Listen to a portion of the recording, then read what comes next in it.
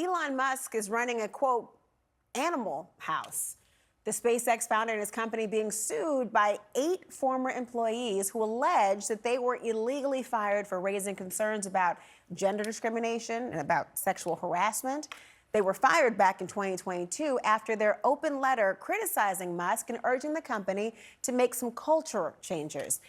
This lawsuit alleges that Musk trumpets himself as, quote, the leader to a brave new world of space travel, but runs his company in the dark ages, treating women as sexual objects to be evaluated on their bra size, bombarding the workplace with lewd sexual banter, and offering the reprise to those who challenge the animal house environment that if they don't like it, they can seek employment elsewhere. SpaceX did not immediately respond to a request for comment on this lawsuit. Paige Holland Thielen is one of the plaintiffs in this case, and she joins me now. Paige, thank you so much for joining me this evening. I do want to go through each of these allegations one by one because they are frankly extraordinary. One is that people are evaluated on bra size. What's happening? Can you elaborate?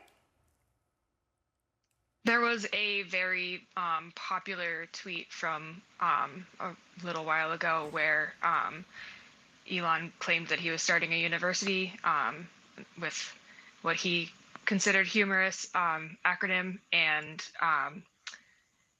I won't go into what that is, but that got very popular and got repeated all over the workplace. And one of the follow-up tweets was that D's get degrees, which was a joke about breast size due to the acronym of the fake college. So things like that were widely shared on all internal chat channels and talked about in meetings and used as fodder in professional environments. And that's just one of many, many instances like that. I mean, you also talk about lewd sexual banter. Did that play off of a similar theme as well? What kind of things would Musk say? Most of the interactions that I'm familiar with from Elon Musk himself are just, his widely shared Twitter feed, which is written into the employee handbook as a source of SpaceX approved news. We were encouraged in our orientation to follow him on Twitter. Really? Tweets were shared.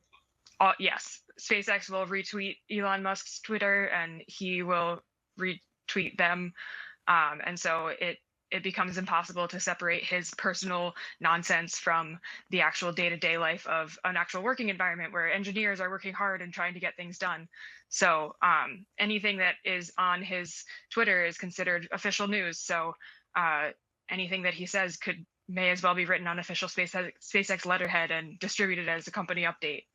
Official news or official policy? Because I wonder what the impact of that was working at the organization to know this was being shared or talked about. Were people repulsed by it, or did it become part of the culture? It is very much part of the culture, but people like me were pretty repulsed by it. It's hard not to feel targeted in a scenario where you might be the only woman or the only minority in a room, and people are laughing about sex jokes and potty humor. In a place where it really doesn't belong. SpaceX, they don't normally respond to queries from news organizations, but back in 2022, the SpaceX COO said that she would enforce SpaceX's zero-tolerance standards against employee harassment. But then the New York Times reported that she said the employees had been fired for making other staff feel, quote, uncomfortable. How do you respond to that?